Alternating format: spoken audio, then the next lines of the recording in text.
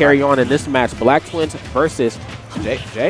Yes. Jayy? Okay. Jayy. Okay, I seen double Y. I'm just trying to make sure my English is correct, man. I believe, if I recall correctly, Jayy is Kel's partner? Kel's brother and doubles partner, I believe. That's right. But I guess both of these two players are from Canada. That's right. Okay, wow. Canada team kill. I know, Canada on Canada love, man. That's forbidden. Okay. Well, both of these two players should be pretty used to each other's playstyle, being so that they've crossed paths before. Depending on which parts of Canada they are from, of course. It's also true. Canada, a very, very big country. Yes.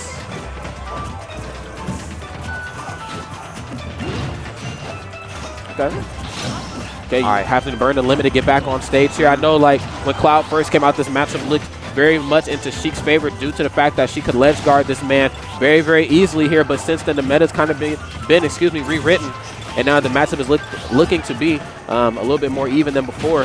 Yes. Okay, that raw kill power that Cloud kind of brings to the table, the ability to kind of keep Sheik out because of that long disjoint that he's blessed with, makes all the difference in this matchup. Good roll back, though.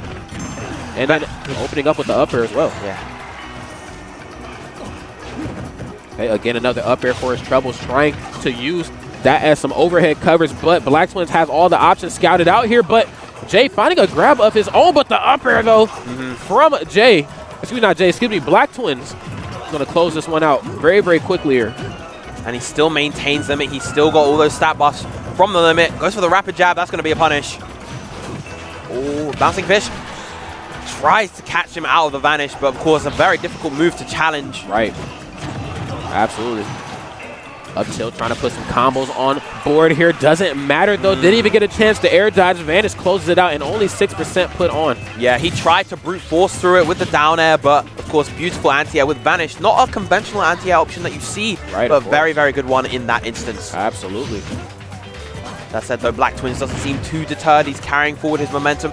I think he wanted a footstool setup right there, but he was a little bit off on the mark. Okay, stuffing out that cross slash. That cross slash, beautiful option.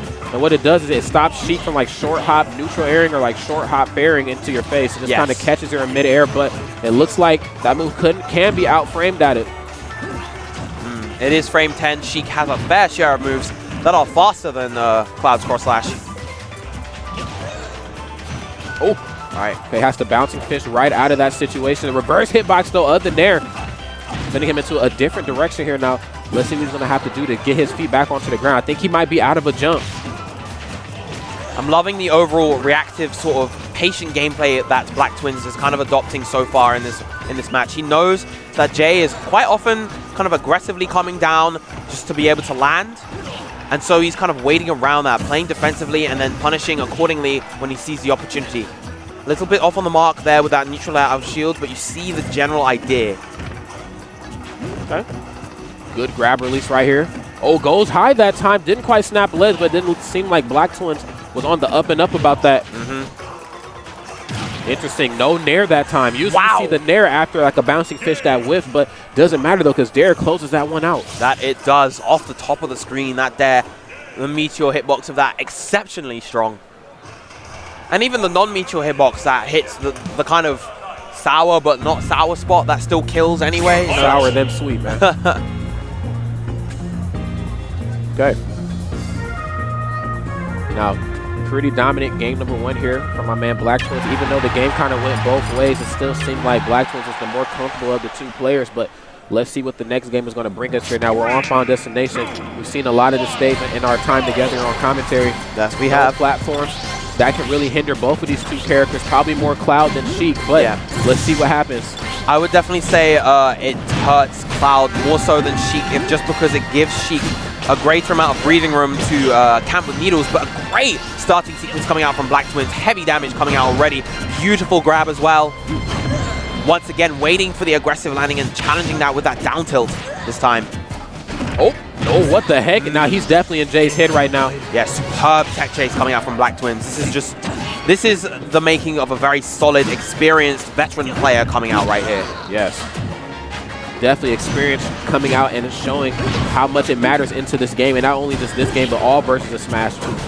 And one thing I want to kind of touch on that Bucktwins is doing a very good job of is auto-canceling that dare, giving off that false illusion that Jayy can't come in for a punish.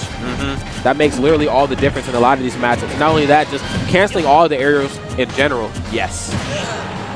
A good trade once again for Bucktwins. This is a big lead for him. Sheik is absolutely staring down the barrel. Meanwhile, unless he gets a gimp, Jayy is not anywhere near taking Bucktwins' first stock. Not at all.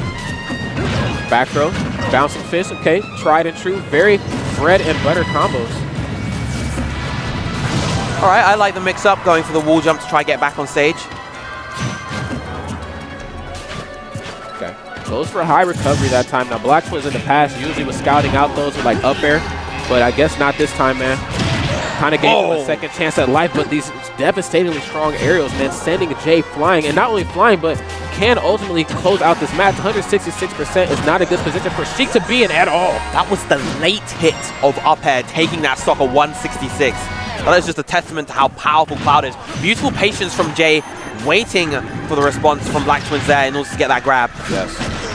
Now, I do like how well Jayy has been using his tools here to kind of keep Bucktwins off stage. Even though he can't quite get the gimp, it's at least the attempt that matters. Don't make it comfortable for him by any means. Ooh, he was hungry for the real limit cross slash right there.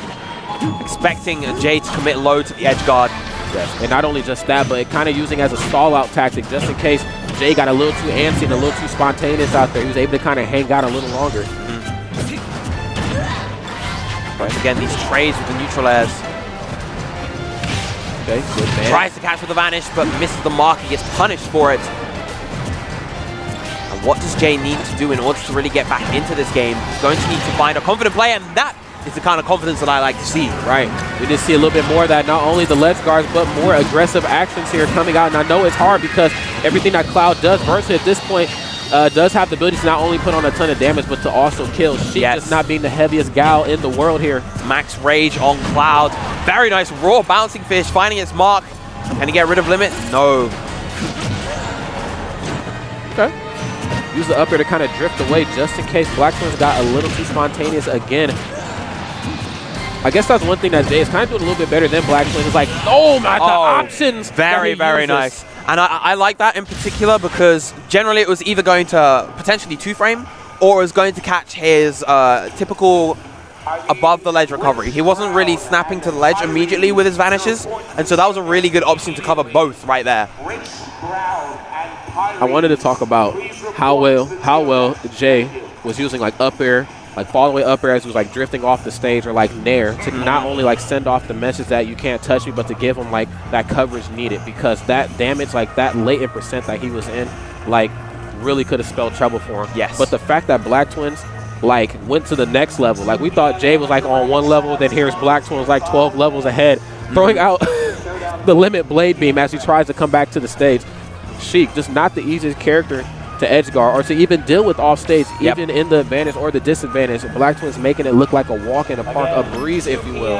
Wow, round of applause to both those two players, but it is ultimately Bucktwins that moves on. Yeah, real strong showing in that game too, in particular from Bucktwins, just kind of showing his experience, showing how much of a veteran player he is, and just how composed he was able to remain and adaptive he was able to be. Yes. The next up, it looks like we have Raito versus Meteor, another Duck Hunt versus Sonic set. Right. We're having on this stream. Now, if I'm not mistaken, this Sonic was the one that was beaten by Sharpie earlier. Yep. Okay. So yes, a very strong Sonic. Unfortunately, fell victim to the craziness that Sharpie is.